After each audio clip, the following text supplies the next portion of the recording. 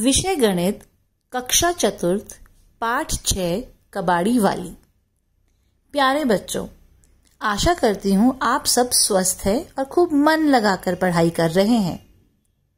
अच्छा, आप कभी किसी कबाड़ी वाली से मिले हैं? नहीं, मगर कबाड़ी वाले से तो हम सब मिले हैं, है ना? कबाड़ी वाला वो होता है जो कबाड़ खरीदता है व बेचता है। इस पाठ में हम किरण की बात करेंगे जो एक कबाड़ी वाली है और यह एक सच्ची घटना है। किरण ने 2001 में अपनी सास के साथ एक कबाड़ी की दुकान खोली व इसके लिए उसने 8,000 रुपए उधार लिए। पता है उधार क्या होता है? उधार में हम किसी व्यक्ति या बैंक से पैसे लेते हैं और धीरे धीरे किश्तों में चुका देते हैं। चलो मान लो मैं एक बैंक से 300 रुपए उधार लेती हूँ और 6 महीने तक मैं 51 रुपए प्रति माह लौटाऊंगी, तो मुझे कुल कितने पैसे देने होंगे? मैं कुल 51 रुपए गुना 6 मतलब 306 रुपए दूंगी। मेरी सहेली मीना ने भी किसी से 300 रुपए उधार लिए, बैंक से नहीं लिए थे, और 6 महीने के बाद उसे 360 रुपए लौटाने पड़े। तो आप बताओ किसको ज्यादा पैसे लौटाने पड़े, मुझे या मेरी सहेली को? सही कहा आपने, मेरी सहेली मीना को 60 रुपए ज्यादा लौटाने पड़े और जबकि मुझे सिर्फ 6 रुपए ज्यादा लौटाने पड़े। तो इसलिए हमें जब भी उधार लेना हो तो हम बैंक से ही लेंगे। चलो किरण की तरह हम भी एक कबाड़ी की दुकान लगाते हैं। हमारी दुकान में हम बेकार कागज, अखबार, लोहा आदि सब खरीदेंगे और उसकी रेट लिस्ट प्रति किलो के हिसाब से यह है। तो देखिए कौन हमारी दुकान पर क्या बेचने आ रहा है। लो, यह तो अमन है। अमन के स्कूल ने 22 किलो प्लास्टिक वेस्ट इकट्ठा किया और अब वह उसे बेचने आ रहा है। तो अब बताओ मैं अमन को कितने पैसे दूंगी? हमारी दुकान में 1 किलो प्लास्टिक की कीमत है 10 रुपए, तो 22 किलो प्लास्टिक हो गया 22 गुना 10 रुपए मतलब 220 रुपए।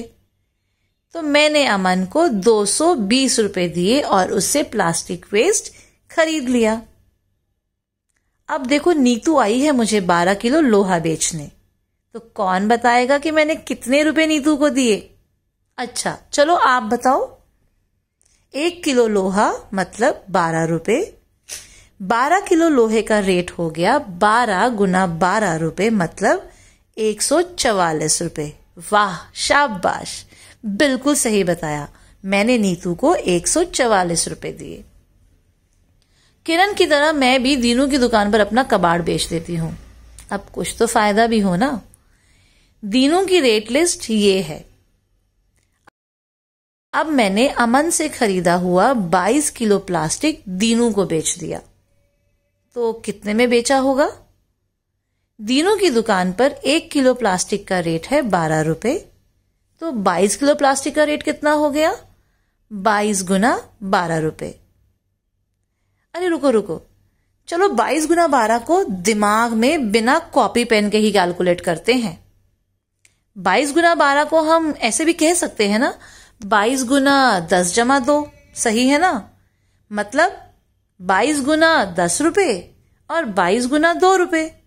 तो 22 गुना 10 हमने पहले भी किया था 220 रुपए और 22 गुना 2 हो गया 44 रुपए, तो कुल हो गया 264 रुपए। अरे ये तो बहुत आसान था। देखा कितनी जल्दी हमने उत्तर निकाल लिया।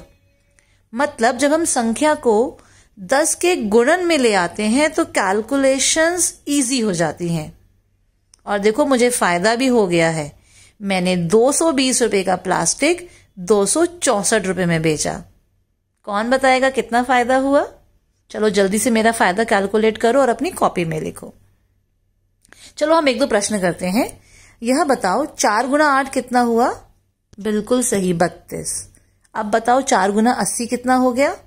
शाबाश, 320। और 40 गुना 8? ये भी 320। वेरी गुड, कितनी स्पीड से किया ना आप लोगों ने, शाबाश। अच्छा एक और चीज बताओ, 4 गुना 81 कितना होगा? सोचो। Very good, 324। तो क्या 4 गुना 80 से 4 गुना 81 4 अधिक है? सही कहा, 4 अधिक है। अब पता लगाओ कि 4 गुना 80 से 4 गुना 88 कितना अधिक है, और जल्दी जल्दी इसका उत्तर भी लिखो। अरे ये देखो, मुझे एक बैग मिला। यह मेरा खोया हुआ बैग था जो अचानक आज मुझे मिल गया, और मेरे इस बैग में कुछ नोट और सिक्के हैं। चलो देखते हैं कौन कौन से नोट और सिक्के हैं। 100 के 6 नोट, 50 के 3 नोट, 20 के 7 नोट, 10 के 8 नोट, 5 के 2 सिक्के और 1 का 1 सिक्का। वाह, आज तो खजाना मिल गया।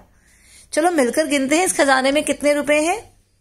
100 के 6 नोट मतलब 600 रुपए, 50 के 3 नोट मतलब 150 रुपए, 20 के 7 नोट हो गए 140 रुपए, 10 के 8 नोट 80 रुपए, 5 के 2 सिक्के हो गए हैं 10 रुपए, और 1 का 1 सिक्का तो बना 1 रुपया। तो कुल मिलाकर हो गए हमारे 600 जमा 150 जमा 140 जमा 80 जमा 10 जमा 1 मतलब 981 रुपए। वाव, आज तो बहुत मजा आ गया। सच में गणित बहुत मजेदार है और हमारे रोजमर्रा के जीवन में कितना काम आता है। चलो अब मिलकर हम कुछ अभ्यास करते हैं और आपको जल्दी जल्दी बताना है, ठीक है। 2 गुणा 9, शाबाश 18। 20 गुणा 9, 180, वेरी गुड। 6 गुना 50, 300, गुड। और 60 गुना 50 हो गया 3000, वाह। ऐसे ही स्पीड से सम सॉल्व करने हैं अब। चलो अब मैं कुछ नोट व सिक्के दिखा रही हूं, आपको बताने हैं कुल कितने रुपए होंगे, ठीक है। 500 रुपए का 1 नोट, 100 रुपए के 2 नोट, 10 रुपए के 4 नोट, 2 रुपए के 3 सिक्के, बताओ कितने हुए? शाबाश। 500 रुपए जमा 200 रुपए जमा 40 रुपए जमा 6 रुपए हो गए 746 रुपए। सही जवाब दिया आप सबने। बहुत मजा आया आज आप सबके साथ ये सारे सवाल जल्दी जल्दी हल करने में। आपको भी आया ना? तो अगले वीडियो में फिर मिलते हैं।